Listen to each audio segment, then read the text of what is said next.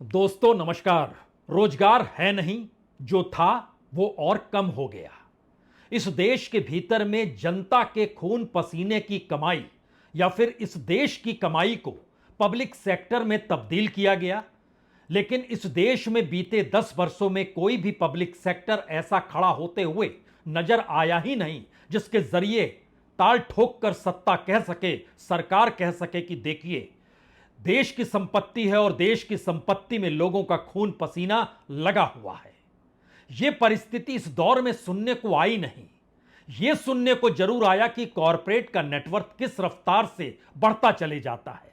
यह भी सुनने को आया कि कॉरपोरेट जिन जिन क्षेत्रों को संभालता है उन उन क्षेत्रों में लगातार महंगाई दर महंगाई बढ़ती चली जाती है। यानी उन कॉरपोरेट से अगर जनता को दो दो हाथ करने पड़ जाएं किसी भी माल को लेकर, किसी भी प्रोडक्ट के जरिए या किसी भी सुविधा के जरिए, वो मोबाइल की सुविधा हो सकती है, वो कम्युनिकेशन की सुविधा हो सकती है, वह रोड ट्रांसपोर्ट की सुविधा हो सकती है, वो किसी भी क्षेत्र में, वो मेडिकल का क्षेत्र हो, एजुकेशन का क्षेत्र हो। लेकिन वहां पर लगातार कीमतें बढ़ती चली गई, फीस बढ़ती चली गई, जनता पर बोझ आते चला गया। दरअसल यह मत सोचिए कि नेताओं की तर्ज पर आज आपसे बात होगी। आज आपसे उस कच्चे चिट्ठे को खोलकर जरा समझा जाएगा। इस देश में कंपनियां नहीं बिकती है, कंपनियों के शेयर जो सरकार के हिस्से में, जो पब्लिक सेक्टर के होते हैं, उन्हें बेचा जाता है। कभी 1%, कभी 2%, कभी 5%, कभी 10%, कभी 15%। और जब घाटे में होते होते परिस्थिति नाजुक होती चली जाती है तो जैसे एयर इंडिया को बेच दिया गया, कितना पैसा मिला? 2700 करोड़। सरकार की फाइल में यही रकम दर्ज है, इतना ही पैसा मिला है। इस देश के भीतर इस दौर में कम से कम लाखों करोड़ रुपए का जिक्र सरकार इंफ्रास्ट्रक्चर को लेकर कर रही है। लेकिन इस देश की लाइफलाइन, वो रेलवे हो, वह इस देश में ट्रांसपोर्ट हो, इस देश के भीतर में कम्युनिकेशन हो, इस देश के भीतर में अलग अलग क्षेत्रों के जरिए जो भी इंफ्रास्ट्रक्चर आपके जहन में आता है उसमें कोल इंडिया भी आएगा और ऑयल कॉरपोरेशन ऑफ इंडिया भी आएगा, इंडियन ऑयल भी आएगा, एनटीपीसी भी आएगा। लेकिन इन तमाम कंपनियों के शेयर दर शेयर जो बेचे जाते हैं, आप कहेंगे इसमें क्या दिक्कत है, शेयर बेचे, सरकार की कमाई हो गई। मसला यह नहीं है। मसला है कि शेयर की कीमत भी हजारों करोड़ में ऊपर नीचे बेचते वक्त कैसे हो जाती है। किसी खास कंपनी को बेचा जाता है तो शेयर कम में बिक रहा है, किसी दूसरे को बेचा जाता है तो शेयर ज्यादा वसूल लिया गया। यह मैसेज है क्या? इस मैसेज के भीतर आप जाएं उससे पहले एक आंकड़ा आप समझ लीजिए कि मोदी सरकार ने इस बरस यानी चुनाव जीतने के बाद, यानी जून के बाद, एक ही बड़ा डिसइन्वेस्टमेंट किया है और वो किया है जनरल इंश्योरेंस कंपनी में। जनरल इंश्योरेंस कंपनी में 2345 करोड़ रुपए सरकार की कमाई हुई है। सरकार ने कितना परसेंट बेचा ये आपको बताया जाएगा। लेकिन एक क्षण के लिए जरा सोचिए कि बीते 10 बरस में जो 4,03,774 करोड़ रुपए जो सरकार की झोली में आए, बाजार में उसकी कीमत आज की तारीख में उतने ही परसेंट के शेयर के लिहाज से तकरीबन 18 लाख करोड़ से ज्यादा की है। यानी 4 लाख करोड़ के शेयर सरकार ने दसियों नहीं सैकड़ों कंपनियों के बेच डाले। उन कंपनियों का जिक्र हम जरूर करेंगे और आज की तारीख में बाजार में कीमत उसकी अगर 18 लाख करोड़ से ज्यादा की है तो आप कहेंगे सरकार को घाटा या कौड़ियों के मोल कॉरपोरेट को बेचकर उसे लाभ पहुंचाने की कोशिश। आवाज उठाएगा कौन? मीडिया, अगर हम बार बार जिक्र करते हैं, अगर मीडिया इस देश में जरा सा भी सक्रिय होता और अपना काम कर रहा होता तो आज जो कच्चा चिट्ठा हम आपके सामने रखने जा रहे हैं, यह सरकार 2019 में ही मुश्किल में आ जाती। इस सरकार को लेकर सवाल इस देश के भीतर अर्थव्यवस्था को लेकर दुनिया के मानचित्र पर वर्ल्ड बैंक और आईएमएफ तक करने लगते हैं। जो कर्ज देते हैं वह भी करते हैं, लेकिन कॉरपोरेट के नेटवर्थ के आश्रय इस देश की इकोनॉमी को बढ़ते हुए दिखाने की जो तासीर है, उस तासीर तले जो अंधेरा है, उस अंधेरे में ही आज रोशनी डाली जाए। रोशनी डालने से पहले एक जानकारी और बता देते हैं कि दरअसल फर्स्ट टर्म में यानी 2014 से 2019 के बीच में तकरीबन 2,55,253 करोड़ रुपए शेयर्स के जरिए बेचे गए। बहुत कम कंपनियां हैं जिसको फुल फ्लेजेड भेज दिया गया हो, ऐसा नहीं किया गया। जब सवाल रेलवे का उठा तो रेलवे में कुछ शेयर्स बेच दिए गए, कुछ आईपीओ ले आया गया। इसी के जरिए यह पूरा खेल इस देश में लगातार मथा जाता रहा है। 2015-16 में 23,996 करोड़, 2016-17 में 46,000 करोड़ से ज्यादा, 2018-19 में यह तकरीबन बढ़ते बढ़ते 1 लाख करोड़ पार कर गया 2017-18 में, और 2018-19 में यह 84,000 करोड़ रुपया पार कर गया। कुल मिला के 2,55,000 करोड़ रुपए वहां से पैसा आ गया। इस पैसे का कोई बजट के खाते में जिक्र हुआ या नहीं हुआ, यह सरकार के पास जो पैसा आ रहा था वो किस रूप में दिखला रही थी। यहां पर एक सवाल अपने जहन में रख लीजिए जिसका जवाब आखिर में आपसे लिया जाएगा। इस देश में मौजूदा वित्त मंत्री कौन है? निर्मला सीतारमण है। आरबीआई कहता है कुछ नहीं कर सकते, महंगाई को लेकर सरकार कहती है कुछ नहीं कर सकते, रोजगार एमएसएमई के जरिए या फिर कॉरपोरेट के आश्रय या पब्लिक सेक्टर के आश्रय कुछ नहीं हो सकता। तो फिर फाइनेंस मिनिस्टर की जरूरत क्यों है? फाइनेंस मिनिस्टर की जरूरत इसलिए है क्योंकि बरस दर बरस अगर आप सेकंड टर्म में आते हैं तो तकरीबन 1,48,520 करोड़ का घालमेल आपको नजर आएगा। तो एक तस्वीर पहले देख लीजिए, यह सरकार की वेबसाइट पर है जो पहले टर्म की तस्वीर है, जिसमें तमाम कंपनियों के नाम है, बरस दर बरस नाम है कि हमने इस कंपनी के इतने शेयर बेचे, इसके बाद हमारे पास इतने शेयर बचे और उसमें जो लाभ हुआ ये रकम हुई। इस तरीके से सरकार ने व्यवस्था की हुई है। और सरकार की यह साइट जो है, आप भी देखना चाहे तो department of investment and public management जो फाइनेंस मिनिस्ट्री के तहत आता है, उसमें इस बात का जिक्र है कि डिसइन्वेस्टमेंट और लाभ दोनों क्या हो रहा था, कितने परसेंट कैसे बेचे जा रहे थे, पूरा कच्चा चिट्ठा 2014 से 2019 तक का पहले राउंड में।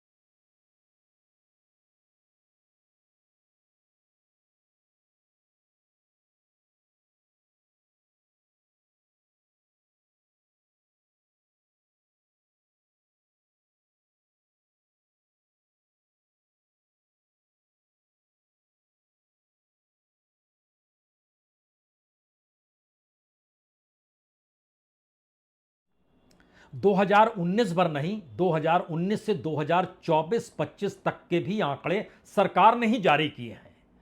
तो जो सोच रहे होंगे उन्हें कहां से यह जानकारी मिले, तो चले जाइए सरकार की साइट पे और परखना शुरू कर दीजिए।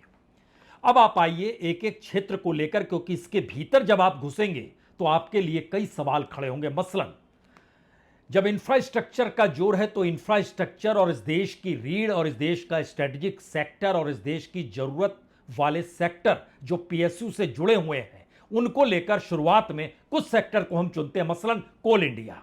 कोल इंडिया में 1.25% शेयर बेचा जाता है और सरकार की कमाई होती है 2,638 करोड़ रुपए। उसके बाद 3.19 शेयर परसेंट फिर बेचा जाता है, 3.19% शेयर फिर बेचा गया। इस बार कमाई हुई 5,218 करोड़ रुपए, 5,218 करोड़ रुपीस।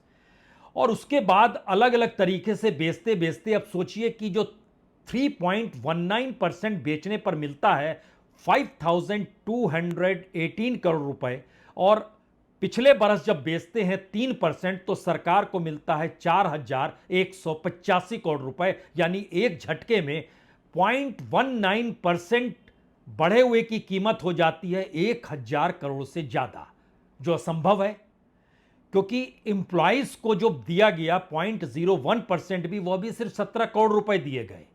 और अलग अलग तरीके से जब आप ध्यान देंगे तो आपको समझ में आएगा लगभग हर बार जो शेयर कोल इंडिया का बेचा गया वो किसको बेचा गया, किस कंपनी को बेचा गया, उस कंपनी के आश्रय उससे कितनी वसूली किस रूप में हो सकती थी, उसमें कंपनी का मापदंड नहीं है, वो सरकार का अपना लहजा है, अपना तरीका है। तो इसीलिए 3.19% बिक जाता है 5,218 करोड़ में और 3% बिकता है 4,185 करोड़ में। इसी तरह इंडियन ऑयल कॉरपोरेशन 10% सरकार शुरू में सेल करती है और कमाती है 9,369 करोड़ रुपए, 9,369 करोड़, और उसके बाद 3.39% बेचती है, उसकी कमाई होती है 2,647 करोड़ रुपीस।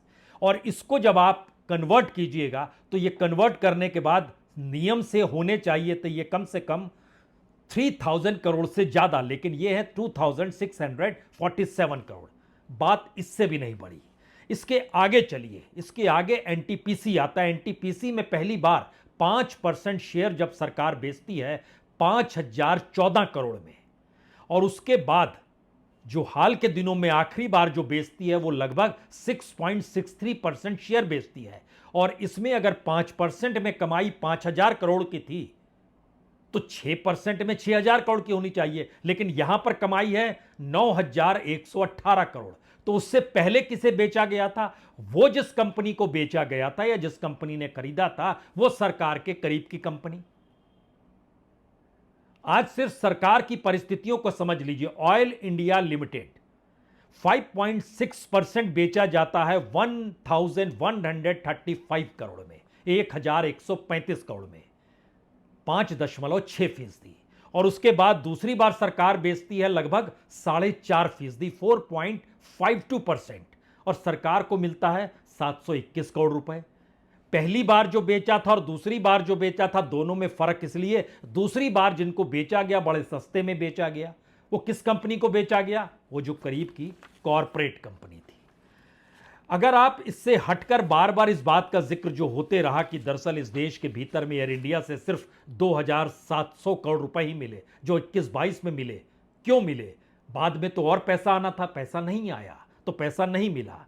इस दौर में अलग अलग तरीके से सरकार जो रेलवे का एंटरटेनमेंट करती है या रेलवे के जरिए जो आगे बढ़ रही है, इसको भी जरूर समझ लेना चाहिए। सरकार की अलग अलग कंपनियां हैं, rail Vikas Nigam, Indian railway catering and tourism corporation, Indian railway finance corporation, RailTel corporation India limited, अलग अलग कंपनी है।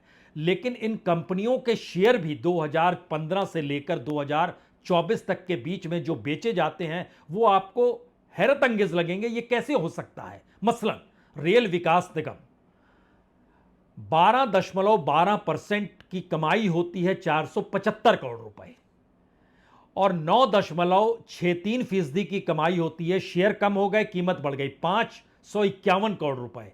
और आखिरी बार जब वो सेल होता है 5.36% शेयर, 5.36% शेयर जब बेचा जाता है तो उससे कमाई होती है 1,365 करोड़ रुपए। इससे पहले किसे दिए जा रहे थे, किन कंपनियों को दिए जा रहे थे? और इसी परिस्थिति में अगर आप Indian railway catering and tourism corporation का जिक्र करेंगे तो सोचिए, 20% शेयर बेचने पर आता है 4,474 करोड़ रुपए, और 5% शेयर बेचने पर आता है 2,500 करोड़ रुपए। यानी इस लिहाज से चीजें चल रही हैं। और इन सब के बीच एक वक्त 12.6% शेयर लगाया जाता है और कमाई होती है सिर्फ 637 करोड़ रुपए। यह मैसेज क्या है? Indian railway finance corporation IPO लेके आते हैं, 4.55% का कमाई होती है सिर्फ 1,500 करोड़ रुपए। रेलटेल कॉरपोरेशन 27% बिकता है, कमाई होती है 8,817 करोड़ रुपए, 8,000 भी नहीं, 817 करोड़ रुपए। ये जो पूरा मैसेज जो निकल कर आता है उसमें खासतौर पर मंत्रालयों को संभाले हुए मंत्रियों के सामने यह चैलेंज है और मंत्रियों के अधीन करने वाली ब्यूरोक्रेसी के सामने यह चैलेंज होता है कि वो अपने मंत्रालय से कितना पैसा निकाल सकते हैं। इसीलिए सरकार ने जो मोनेटाइजेशन के लिए एक रेखा खींची 6 लाख करोड़ की, कि 2026 तक हम 2025 तक हम 6 लाख करोड़ रुपए बना लेंगे। इस परिस्थिति के भीतर अगर आप एक दूसरी दृश्य देखिए 2019 से लेकर 2024 तक की, तो इसमें तमाम कंपनियों के कितने शेयर कितनों में बिकते चले गए उसकी लिस्ट भी है।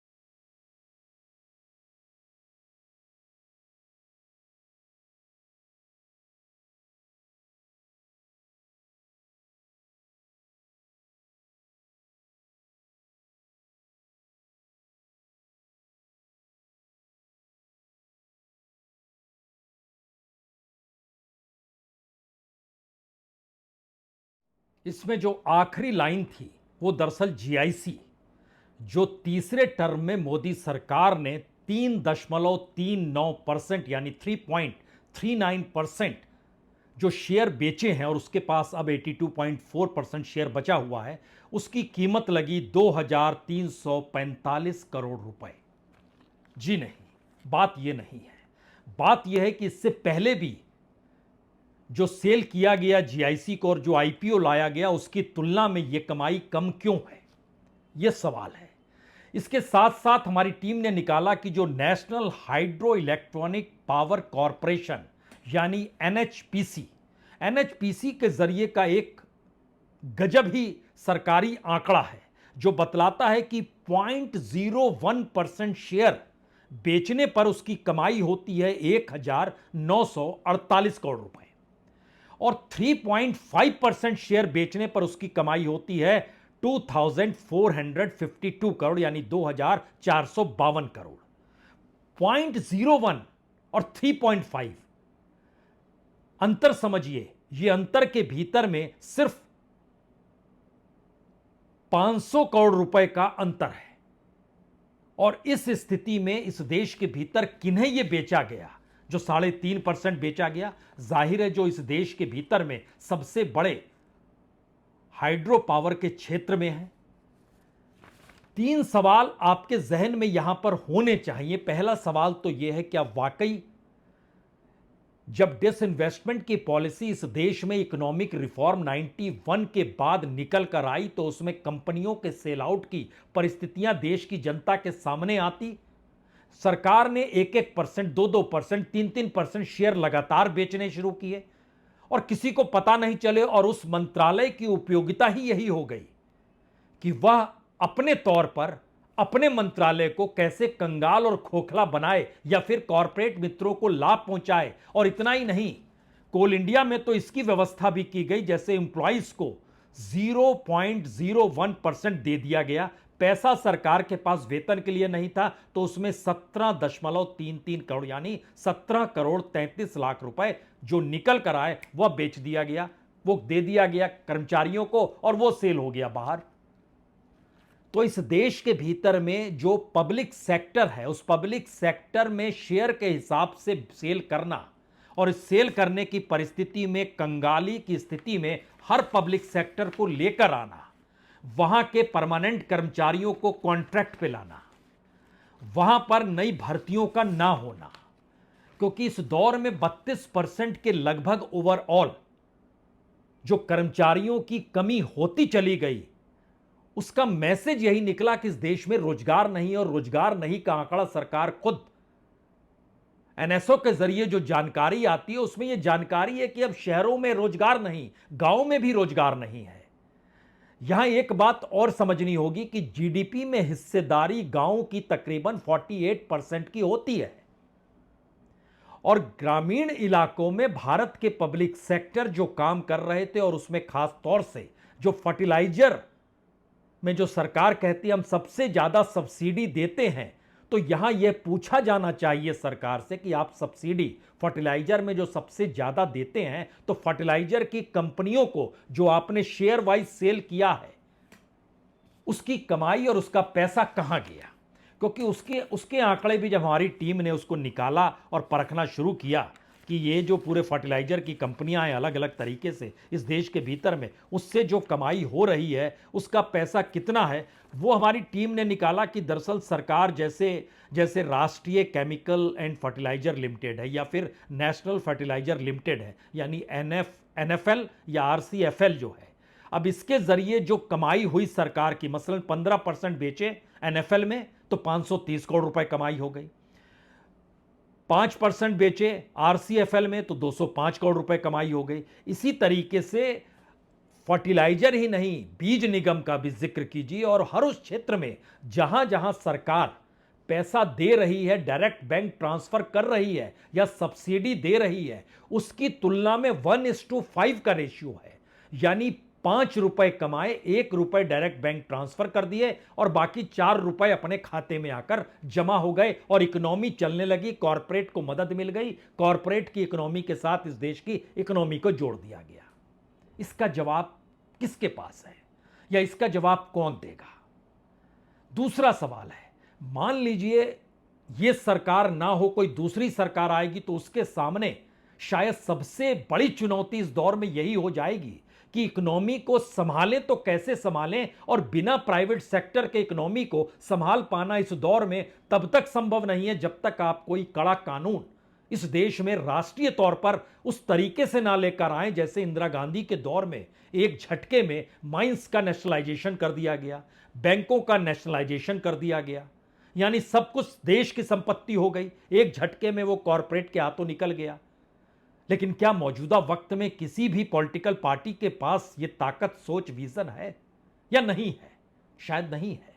और शायद यही वो स्थिति है जो इस दौर की इकोनॉमी को पूरे तरीके से कॉरपोरेट के हाथों में दे रही है। और जो आरोप लगते हैं प्रधानमंत्री पर कि वो अपनी यात्राएं जो विदेश की करते हैं उसमें भी कॉरपोरेट के लिए बिजनेस के रास्ते खोलते हैं, तो मैसेज बहुत साफ है कि इस देश की इकोनॉमी अगर कॉरपोरेट के हाथ में होगी तो सरकार कोई भी रहे उसको कॉरपोरेट के साथ तालमेल करना होगा।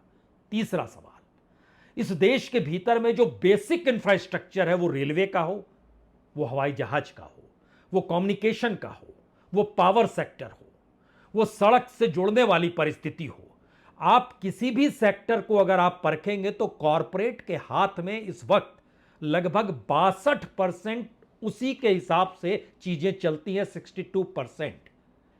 सरकार 38% एवरेज है सरकार के पास, 62% वो सौंप चुकी है कॉरपोरेट के हाथ में। और कॉरपोरेट जो प्रॉफिट के आश्रय चीजों को निर्धारित करता है, जनता को उसी हिसाब से फीस देनी पड़ती है, पैसे देने पड़ते हैं। और यह सवाल बड़ा हो जाता है कि क्या वाकई इस दौर में जनता की सुनने के लिए सरकार नहीं है, क्योंकि सरकार ने अपने कंधे से जिम्मेदारी का बोझ निकालकर कॉरपोरेट के प्रॉफिट से जोड़ दिया है? बिल्कुल यही बात है। तो ऐसे में आखिरी सवाल हर जहन में होना चाहिए, बचे बैंक। तो बैंक का प्राइवेटाइजेशन या बैंकों को भी बड़े कॉरपोरेट के हाथों में सौंपने की परिस्थिति, जो भी 4-5 बैंक बीते 10 बरस में कंगाल हुए या जो कोऑपरेटिव्स बैंक की हालत खस्ता हुई, वो किनके हाथ में गया? वही कॉरपोरेट, वही प्राइवेट सेक्टर। जहां पर आप अपने पैसे को रखेंगे तो उस पैसे को सहेजने से लेकर, चेकबुक से लेकर, एटीएम से निकालने तक की परिस्थिति में आप पर इतना बोझ और दूसरी तरफ महंगाई की परिस्थिति, और दोनों को जोड़ दीजिएगा तो आपका 10 रुपया जो है एक बरस के भीतर, चाहे या ना चाहे, वो 8 रुपए में तब्दील होना ही है। आपके पास क्या बचा? आपके पास इस देश की ऐसी गोल्डन पॉलिसी है जिस गोल्डन पॉलिसी में इस देश के खून पसीने से सींचकर आजादी के बाद से जो सपना भारत के स्वावलंबन का देखा गया कि यहां के लोग काम कर रहे हैं, स्वावलंबी हैं, रोजगार से जुड़े हुए हैं, वो परिस्थितियां धीरे धीरे कंगाल होते होते कॉरपोरेट के जरिए दोबारा से उन्हीं परिस्थितियों में लाकर खड़ा कर गई जिन परिस्थितियों से मुक्ति के लिए आंदोलन और आजादी के संघर्ष को जोड़ा गया और एक फिलॉसफी लिखी गई कि भारत का अपना संविधान, अपनी इंडस्ट्री, अपने कामगार, अपनी इकोनॉमी, यही तो स्वदेशीपन था जो एक झटके में कॉर्पोरेटाइजेशन के जरिए और पॉलिटिकल इकोनॉमी के जरिए हड़प लिया गया और हम आप बैठकर अतीत की फाइलों को टटोल रहे हैं। बहुत बहुत शुक्रिया, बहुत बहुत शुक्रिया।